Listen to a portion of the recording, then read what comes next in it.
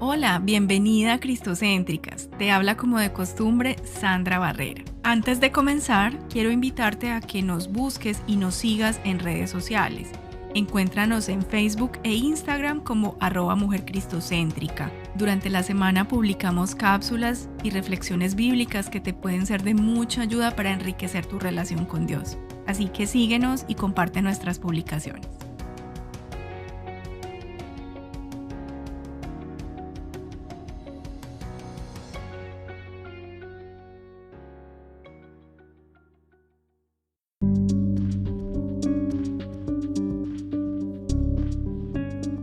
Comencemos entonces con nuestro segundo episodio de la serie Mashal. Te invito para que vayas y escuches el primer episodio de esta serie en el cual explico qué significa Mashal y cuál es el propósito de esta serie. Hoy vamos a hablar sobre el temor de Dios. ¿Qué nos enseña el libro de Proverbios sobre el temor de Dios? Y comencemos entonces con Proverbios capítulo 1, versículo 7. Por cierto, hoy vamos a leer muchos versículos bíblicos. Así que si puedes hacerlo, toma tu Biblia y toma en qué anotar para que puedas enriquecerte con lo que vamos a aprender hoy. Proverbios 1, versículo 7 dice: El temor del Señor es el principio de la sabiduría. Los necios desprecian la sabiduría y la instrucción. Esta misma declaración se repite en otros pasajes. Por ejemplo, Proverbios capítulo 9, versículo 10 dice: El principio de la sabiduría es el temor del Señor, y el conocimiento del santo es la inteligencia. Proverbios capítulo 15, versículo 33 dice: El temor del Señor es instrucción de sabiduría. Incluso esta afirmación se repite en otros libros diferentes a Proverbios, escritos por otros autores distintos al autor de Proverbios. Por ejemplo, Job capítulo 28, versículo 28 dice: He aquí, el temor del Señor es sabiduría, y apartarse del mal, inteligencia. Y por su parte, Salmos 111, versículo 10 dice: El principio de la sabiduría es el temor del Señor. Buen entendimiento tienen todos los que practican sus mandamientos. Entonces, es claro lo que nos dicen todos estos pasajes bíblicos acerca del principio de la sabiduría. ¿Qué significa verdaderamente ser sabio? Verdaderamente significa temer al Señor. La sabiduría es saber cómo tener una vida de éxito. Entonces, el temor del Señor es el punto de partida y es el principio medular de la sabiduría. Pero, ¿qué significa eso de temer al Señor? ¿Nos está hablando la Biblia acerca de tener miedo de Dios o nos está hablando acerca de tener respeto? Para entender mejor esto, vamos a ir al libro de Éxodo capítulo 20. Voy a leer del versículo 18 al 20 en Nueva Versión Internacional. Ante ese espectáculo de truenos y relámpagos, de sonidos de trompeta y de la montaña envuelta en humo, los israelitas temblaban de miedo y se mantenían a distancia. Así que le suplicaron a Moisés: Háblanos tú y te escucharemos. Si Dios nos habla, seguramente moriremos. No tengan miedo, le respondió Moisés. Dios ha venido a ponerlos a prueba, para que sientan temor de Él y no pequen. Esta porción del libro de Éxodo está narrando lo que sucedió en el monte Sinaí luego de que Dios le dictó la ley al pueblo de Israel. Entonces del monte Sinaí vinieron imágenes y sonidos asombrosos. El monte ardía con fuego. Esto de acuerdo a Deuteronomio capítulo 5 versículo 23, que lo puedes revisar tú mismo en tu casa. Todo el fenómeno en conjunto creó una escena muy abrumadora, y según el versículo 18 que acabamos de leer, el pueblo de Israel reaccionó con miedo y se alejó ante la manifestación tan impresionante de Dios en el monte Sinaí. A la luz de los versículos 19 y 20, el pueblo no debía tener temor de acercarse a Dios como si Dios fuera malvado, iracundo o irracional. Dios no les haría mal alguno sin una razón. Moisés les aclaró que no tenían por qué temer a Dios si le obedecían. En el versículo 20, Moisés explica que el pueblo lo que sí debía tener era temor de pecar contra Dios. Y esto nos lo explica con mayor claridad otro pasaje de la Biblia que es Primera de Samuel, capítulo 12, versículos 24 y 25. Pero los exhorto a temer al Señor, a servirle fielmente y de todo corazón, recordando los grandes beneficios que Él ha hecho en favor de ustedes. Si persisten en la maldad, tanto ustedes como su rey serán destruidos. Y también nos ayuda a comprender un poco Sofonías capítulo 3 versículo 7, que dice: Dije a la ciudad, ciertamente me temerás, aceptarás corrección, entonces no sería destruida su morada, según todo lo que decreté contra ella. Hasta ahora es bastante claro que sí debemos tener temor del Señor. Volviendo a Éxodo 20, 18-20, Moisés le dijo al pueblo de Israel: no tengan miedo. Cuando él les dice esto, se está refiriendo a un miedo tormentoso que viene producto de la culpa y del peligro. Luego, en el siguiente versículo les dice: para que sientan temor de él y no pequen. En este caso, ya está hablando de otro tipo de temor, está hablando de la actitud de honra y reverencia que nos conducen a respetar y a obedecer a Dios. Está muy claro que en el Antiguo Testamento sí se nos enseña que el pueblo de Israel debía temer a Dios en el sentido que ya acabé de explicar. Pero hay una pregunta que muchos cristianos se hacen hoy en día. ¿Está este mandato vigente para nosotros? ¿Debemos los cristianos tener temor del Señor? Veamos qué nos dice el Nuevo Testamento. Filipenses capítulo 2, versículo 12 dice: Así que mis queridos hermanos, como han obedecido siempre, no solo en mi presencia, sino mucho más ahora en mi ausencia, lleven a cabo su salvación con temor y temblor. Por su parte, Lucas capítulo 12, versículos 4 y 5 dice: A ustedes, mis amigos, les digo que no teman a los que matan el cuerpo, pero después no pueden hacer más. Les voy a enseñar más bien a quién deben temer. Teman al que después de dar muerte tiene poder para echarlos al infierno. Sí, les aseguro que a él deben temerle. Según estas porciones bíblicas del Nuevo Testamento, la respuesta a la pregunta que hice hace un rato es sí. Los cristianos también debemos tener temor de Dios. Y lo que nos dice Proverbios reiteradamente, junto con Job, Salmos, Éxodo y Sofonías, se confirma completamente en el Nuevo Testamento. En especial, lo que acabamos de leer en Lucas capítulo 12 son palabras del mismísimo Jesucristo. Él le estaba hablando a sus discípulos para alertarlos acerca de la persecución que iban a tener que enfrentar por seguirlo a él.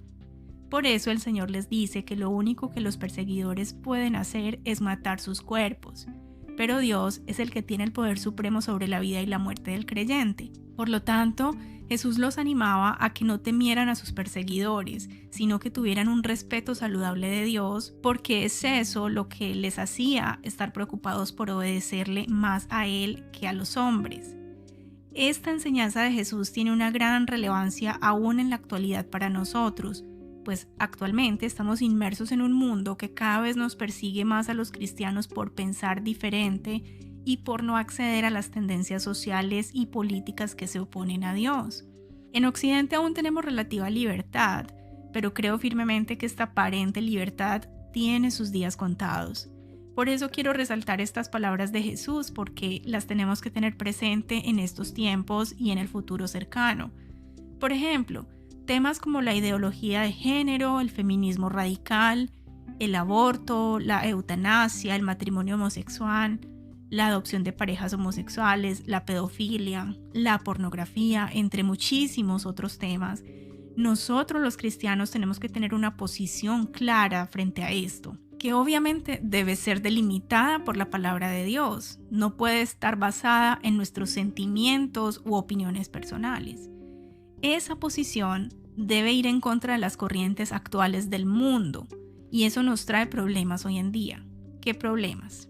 Pues bueno, en Occidente puedes perder a tus amigos, cortar hasta las relaciones familiares, ser insultado en redes sociales, ser censurado por las Big Tech, ser rechazado por las personas que te rodean, te tildan de loco, de ignorante o de fanático, hasta puedes recibir amenazas o ataques físicos. En otros lugares donde la persecución a los cristianos es intensa, como por ejemplo parte de África y casi toda Asia, por no decir toda, las personas cristianas que piensan de acuerdo a la palabra de Dios pueden ser condenadas a prisión, ser condenadas a la horca o a la pena de muerte. Así que sí, estas palabras de Jesús están vigentes para nosotros y tienen muchísima relevancia. Jesús nos está diciendo que nuestro temor debe ser para el Señor, y ese temor realmente se refleja en nuestra reverencia y obediencia a Él. Por otro lado, tenemos un pasaje bíblico que aparentemente contradice lo que hemos venido hablando hasta ahora y que de hecho es el pasaje que muchos cristianos, por ignorancia o por conveniencia, usan para decir que no debemos temer al Señor. Este pasaje es 1 de Juan, capítulo 4, versículos 16 al 18. Y nosotros hemos llegado a saber y creer que Dios nos ama. Dios es amor. El que permanece en amor, permanece en Dios, y Dios en él. Ese amor se manifiesta plenamente entre nosotros para que en el día del juicio comparezcamos con toda confianza, porque en este mundo hemos vivido como vivió Jesús. En el amor no hay temor, sino que el amor perfecto echa fuera el temor. El que teme espera el castigo, así que no ha sido perfeccionado en el amor. El temor del cual el apóstol Juan está hablando en este pasaje específico no es el temor que se relaciona con reverencia a Dios, sino que es el temor que se relaciona con tormento, con culpa. Este tipo de temor agonizante que roba a nuestra alma todo el gozo y toda la confianza delante de Dios. Como escuchamos cuando leí el pasaje, Juan está hablando del día del juicio. Es decir, él está hablando del temor del castigo en el día del juicio cuando Cristo regrese. Y frente a esto explica que el que teme no ha sido perfeccionado en el amor. Es decir, si nuestra relación con Dios está marcada por un temor que nos atormenta, está demostrado que no hemos sido perfeccionados, no hemos sido madurados en su amor. El que obedece a los mandamientos de Dios no teme ser castigado cuando Cristo regrese, porque su obediencia a Dios simplemente es el resultado de haber puesto su fe en Cristo genuinamente. Si hemos creído en Él como nuestro Señor y Salvador, debemos estar seguros de nuestra salvación. Y como resultado de haber creído en Él genuinamente, la obediencia debe ser evidente, debe ser un fruto de esa decisión. De acuerdo a Juan, capítulo 3, versículos 16 y 18, la salvación la obtenemos por creer en el Hijo de Dios como nuestro Salvador. Porque tanto amó Dios al mundo que dio a su Hijo unigénito, para que todo el que cree en Él no se pierda, sino que tenga vida eterna. Dios no envió a su Hijo al mundo para condenar al mundo, sino para salvarlo por medio de Él. El que cree en Él no es condenado, pero el que no cree ya está condenado por no haber creído en el nombre del Hijo unigénito de Dios. Está clarísimo que nuestra salvación depende de la fe que ponemos en Jesucristo. Por lo tanto, si tú has creído genuinamente en Cristo y como producto de eso has comenzado a obedecerle, no deberías tener un temor que te atormenta pensando en el día del juicio. Ahora, Juan también había mencionado esta instrucción en el capítulo 2 de 1 de Juan, específicamente en el versículo 28. Y ahora, queridos hijos, permanezcamos en Él, para que cuando se manifieste podamos presentarnos ante Él confiadamente, seguros de no ser avergonzados en su venida. Así que ya tenemos claro que el temor al que se refiere el apóstol Juan aquí no es el mismo temor del que habla Proverbios. No debemos confundirnos. Siempre los versículos bíblicos deben interpretarse en su contexto. Debe leerse preferiblemente el capítulo completo para entender de qué se está hablando en general en esa porción bíblica. Entonces, regresando a la afirmación, el temor de Dios es el principio de la sabiduría. Esto significa entonces que en todo conocimiento, en toda comprensión de la vida, toda interpretación de la vida, el temor de Jehová es lo principal, es la parte principal, es la luz central. La sabiduría proviene de la revelación de Dios. Una correcta relación con Él es la clave para ser sabios. Tú puedes pasarte la vida estudiando y acumulando títulos. Y no quiero decir que eso sea malo. De hecho, a mí me encanta estudiar. Pero no es el estudio, no es el conocimiento lo que te hace sabio. Eso te puede aumentar tu conocimiento. Eso puede reflejar quizás que tú tienes habilidades intelectuales. Pero la sabiduría es algo más profundo. La sabiduría es el temor al Señor, es la obediencia y la reverencia al Señor. Es eso lo que te hace sabio, es eso lo que te hace tomar buenas decisiones en la vida. Leamos lo que dice Proverbios 3, versículos del 5 al 8. Confía en el Señor de todo corazón y no en tu propia inteligencia. Reconócelo en todos tus caminos, y Él allanará tus sendas. No seas sabio en tu propia opinión. Más bien, teme al Señor y huye del mal. Esto infundirá salud a tu cuerpo y fortalecerá tu ser. En este pasaje bíblico, Salomón nos aconseja vivir una vida de confianza en Dios, porque solo Dios es digno de confianza. Nuestra naturaleza es confiar en algo o en alguien, incluso si se trata de nosotros mismos. Pero Salomón nos dijo que pusiéramos nuestra confianza en Dios. El Dios que hizo el pacto con Abraham, Isaac y Jacob y lo cumplió. El Dios que nunca miente ni cambia. No hay nadie más confiable que Él. Confiar en Dios con todo nuestro corazón es parte de temerle, porque eso significa que lo honramos y lo reconocemos en todo lo que hacemos. Es la opción de invitar a Dios a nuestra vida y conducta cotidiana. Es practicar la presencia de Dios en las cosas regulares y a veces mundanas que suceden todos los días. Entonces, según el versículo 7 de este pasaje que acabé de leer, el resultado de temer al Señor es apartarse del mal, huir del mal. Mientras confiamos en Él, llegamos a conocerlo mejor, lo que nos lleva a la reverencia natural y al temor reverencial. Al confiar en Él, somos más atraídos a Dios y más apartados del mal. Según el versículo 8, la consecuencia de temer al Señor es sentirnos bien físicamente. Una vida de entrega y confianza en Dios tiene beneficios reales para nuestra salud. Repercute incluso en nuestra área física, en nuestro cuerpo. Nos da una mayor sensación de paz y de fortaleza. Ahora, recuerda que en el episodio anterior expliqué que los proverbios no son promesas o que no son principios que siempre aseguran el mismo resultado. Los proverbios son simplemente consejos, son dichos de sabiduría que te ayudan a tener una vida más exitosa y más centrada en la voluntad de Dios. Pero los resultados y las consecuencias no siempre se dan en todos los casos. Por ejemplo, no siempre que un cristiano se enferma se debe a que no está temiendo al Señor.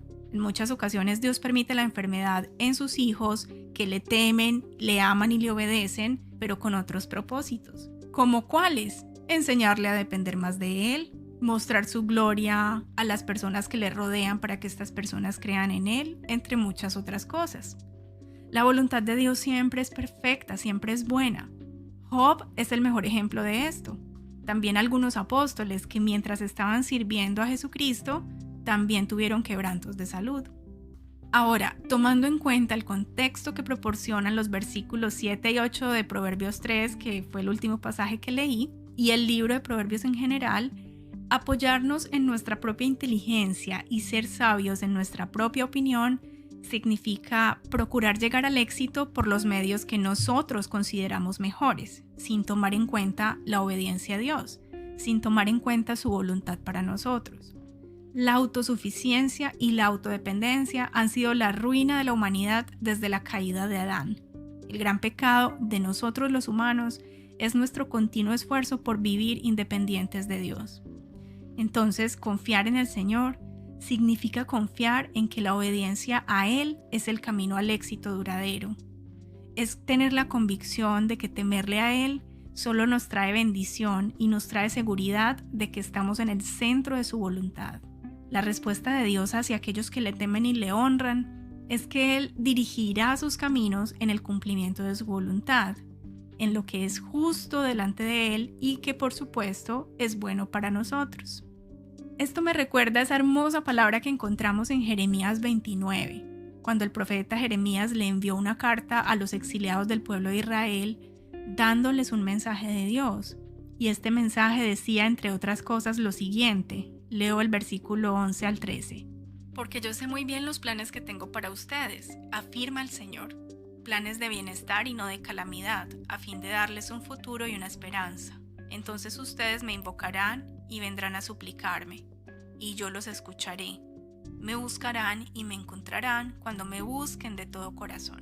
Esta promesa también puede ser aplicable a nosotros los cristianos, pues ahora nosotros hacemos parte del pueblo de Dios.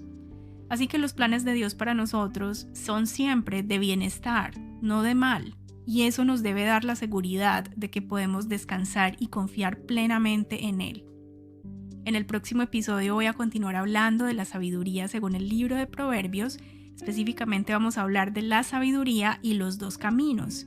Así que no te lo pierdas, conéctate con nosotros la próxima semana y por favor comparte este episodio con todos tus contactos. Hasta pronto.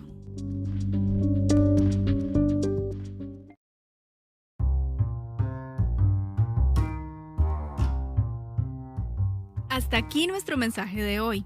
Espero que esta reflexión haya sido de bendición para ti. Compártela con tus amigas y familiares.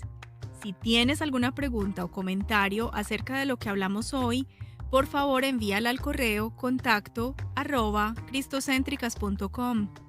También puedes sugerirnos temas para grabar en futuros mensajes. Dios te bendiga.